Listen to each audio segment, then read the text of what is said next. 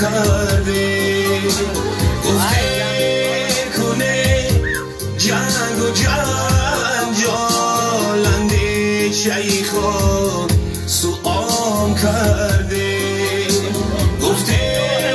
کنه جنگ و جنجالنده شیخا سوام کرده ز فکر و خیالی خام کرده با بی ادبا سلام کرده بیهوده دری